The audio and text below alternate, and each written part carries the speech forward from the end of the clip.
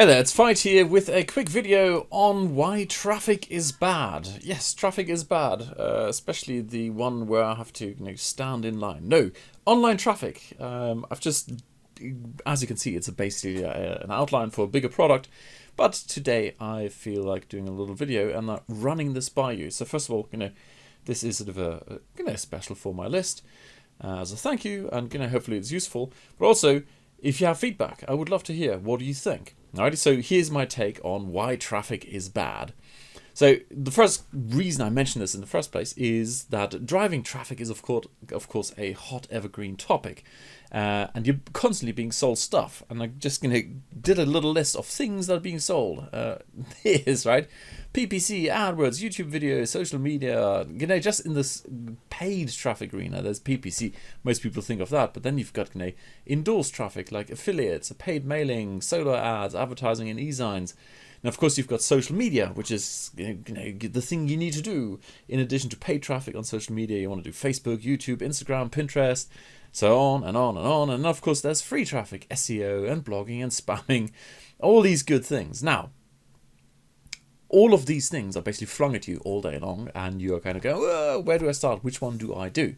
And the whole purpose of really this thing, the mind map, of which you're seeing a small part, is to show you what's out there and show you what is best to focus on. And the short answer to which of these should you focus on is most likely none of them. So let me explain to you why you should focus on none of these. Okay, really, when you start focusing on traffic first, is that you're quite probably doing the worst thing you could be doing, and it all has to do with the rule of 7 to 20. That is basically the underlying reason why it's a bad idea. And I get it, all right? I used to be there.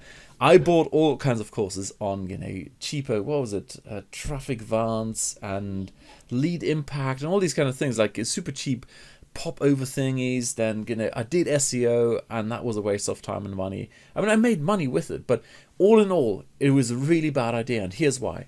The rule of 7 to 20 is, or says, that before someone buys from you, they typically have to been exposed to your marketing message on average 7 to round about 20 times, depending on how complex the thing is you're selling. And that is exactly the big secret of traffic, right? The big secret is traffic is basically the bit where you're getting someone's attention, and that's all it is. So the idea of driving traffic is a bit stupid. It's holding up a sign and saying, hey, go check this out, all right? You can't force people to then come and buy to you. That's not part of traffic, but that's the way it's being sold, right? People go tell you, well, it's laser targeted, etc., etc., and therefore the assumption is that people will buy from you. And that assumption, unfortunately, is broken. It is not broken if and when you have laser targeted, highly qualified, and motivated traffic. They will buy from you. Of course they do. But the stuff that's being sold here, the tons and tons of options, go do this, focuses on the wrong end of things. It doesn't focus on this laser targeted thing. It usually focuses on, hey, let's get some cheap traffic here. All right. So it's all got to do with this 7 to 20 touch points. Driving traffic as it's being sold basically means you hold up a placard, people see it, and they decide for themselves, yes, I want to go check this out or not. And then they come to your site and they're typically not interested, right? Because, well, you're not doing a great job marketing to them. I'm not saying you personally, but the vast majority of people, especially those who are struggling. Which brings us, of course, to this wonderful node here, which is, and this is basically, Alex went out and it really hit me. It was so apparent, so obvious from the data Alex was collecting on all kinds of forums, LinkedIn groups, surveys, etc., etc. The unsuccessful, those who are not making good money with their online endeavors, focus strongly. There's a heavy emphasis on traffic, right? And I understand where the mindset comes from. It's like, shit, my stuff isn't working, so if I add more traffic, hopefully that'll fix itself. That's the solution to all my problems. And, if you're now thinking, ooh, that feels kind of terrible, that is the norm in the entire world. I mean, if you go to any small business, especially the ones that are struggling, high street businesses, the ones who struggle, they're the ones who keep saying, well, all I need is more visitors, more people to come to my shop. Now, when you think about it, not only is more, trying to get more customers through, more traffic a bad idea because, you need to do the 7 to 20 contact points, but also because acquiring a new customer is the most expensive thing you can do. So there's another reason why it's really not a good idea.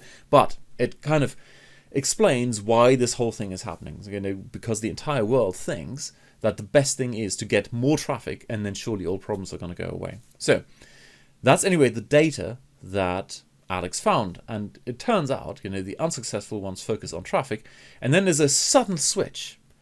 When you look at the group who are making good money, 4, 5, 6, 7 figures, some of them per month, they're focusing on building positive ROI funnels, and all that is, all this little thing here is this one. Let's use a nice eggshell color. There you go. Is that basically looking at this thing, the rule 7 of 20, and saying, right, how can I make sure that whoever responds to this placard I'm holding up then actually gets those 7 to 20 touch points, so they can see, oh yeah, okay, this is the one thing I'm ultimately wanting to buy. Now, there's a reason, in addition to this, the rules from 20 and people coming back, there are a couple of reasons why then people who focus on traffic struggle, and that is this bit here. Let's start with my all-time favorite SEO. Don't get me wrong, I've done SEO, I've done the whole gamut. Actually, I didn't quite go into black hat, but certainly grey hat. Sort of mass spamming bullshit. I mean, it's absolutely terrible. And Google took it away from me. And to this day, I am grateful for this, because it forced me to focus on the right end of things, doing proper marketing as opposed to exploiting some free traffic I was getting. Because when I was getting the free traffic, I didn't really put much effort into the sites. It's just like, look, there's free traffic, some of it sticks and makes me money. Cool. The reason SEO isn't great, because for most people, when you start with SEO, this is the opposite of someone who has a successful funnel, but someone who goes, well, I've got this thing and it isn't really making money, but I'll take free traffic any day, is you are stabbing in the dark. You don't know what converts. You're just thinking, well, this might be a good keyword because the keyword tool XYZ told me this might be a good one. And then it's basically, hope, fling and hope. And that is a really ineffective use of your time, energy, and resources, because fling and hope is never going to give you optimal results. So that's why SEO really isn't a good use of your time, which is why you end up typically unsuccessful when you focus as SEO or SEO on SEO as a starting strategy for traffic. Now, the other thing is you're typically not building an asset. When all you're doing is you're focusing on getting more eyeballs on my site, they come to your site and they bounce off. Right? Because you don't have that successful funnel, which leads to 7 to 20 touch points, which typically involves some retargeting or email marketing. So you need to capture people, and that's not what's happening. So you're not building an asset, and as a result, well, again, you're wasting your time, which leads to being unsuccessful. Next one is you're not learning anything. I mean, you're kind of learning something on hopefully, if you're doing split testing on the traffic end, but what you're not learning is what makes people really buy. Namely, do I have 7 to 20 steps where they keep going, right, I want to check out the next one. I want to check out the next one. This year, getting someone to come back 7 to 20 times, that is the big secret of marketing. If you get people to do that, then you have figured out where the real gold is. That is marketing. That's your job as a marketer. And if you don't do that, you're not learning why people make the purchasing decisions, how they make those decisions, what are the objections, all that good stuff. If you just focus exclusively on traffic, you're not going to get there, all right? Now, the other one is the good old EPC versus cost per click. People who focus exclusively on traffic typically focus on, well, I want to decrease the cost. Well, because I'm already unsuccessful. I'm not making a lot of money, so I need cheaper traffic. But of course, you can only decrease cost so much. At some point, someone is going to come in and say, well, I'm bidding more. When you look at, paid traffic, they bid more. Or in terms of search engine optimization, they have more money than you, more resources. They can buy better content and as a result get more backlinks, more social shares, etc., etc. They'll outdo you there as well. Why? Because they're focused on value, lifetime value. again, what is lifetime value? It's really figuring out what are those 7 to 20 touch points so people keep coming back and going, yes, I want to know more. That's basically where you build lifetime value. Alrighty?